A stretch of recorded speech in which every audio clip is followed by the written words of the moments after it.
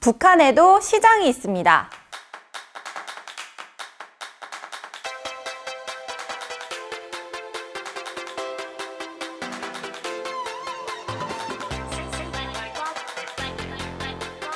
장마당이라고 하는데요.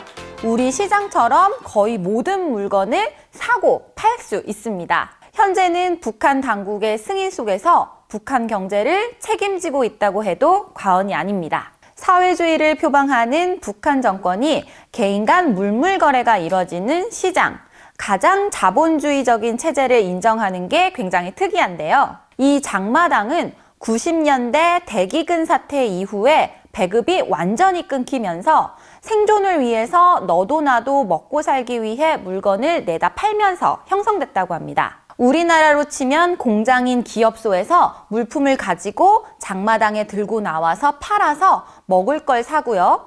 미성년자인 어린아이들도 뭐라도 돈 되는 걸 집에서 들고 장마당에 나와서 먹을 걸 사는 거죠.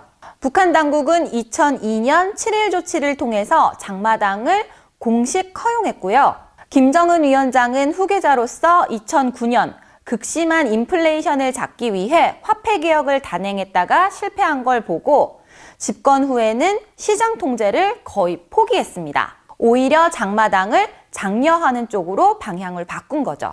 2010년 약 200개였던 장마당은 2017년 468개로 약 2배나 늘어났습니다. 그리고 이곳에서 일하는 북한 주민만 110만 명이라고 합니다. 이 장마당 종사자와 가족을 포함하면 북한 주민의 3분의 1 이상이 이 장마당을 통해서 먹고 사는 문제를 해결하고 있는 셈이죠.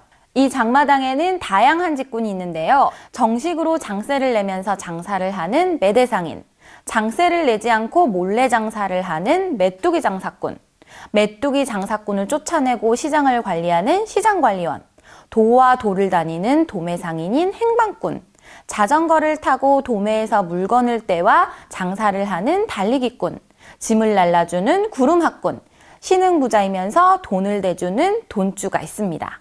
장마당, 이른바 시장경제를 경험한 신세대, 20대와 30대, 많게는 40대까지 포함한 젊은 세대를 장마당 세대라고 하는데요. 이들은 집단의 이익이나 가치보다 개인의 부, 그러니까 돈을 중시합니다. 자신의 생존을 국가나 체제에 맡기지 않는 거죠. 시장주의를 겪었기 때문에 돈이 되는 직업을 얻고자 합니다.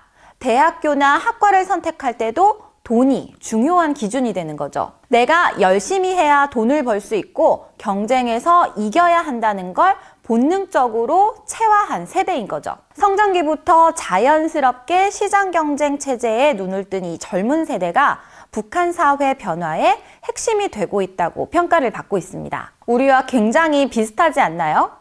북한의 시장 경제인 장마당을 겪은 이 장마당 세대, 이들이 자라나면서 남과 북의 관계 개선에 어떤 역할을 할지 기대됩니다.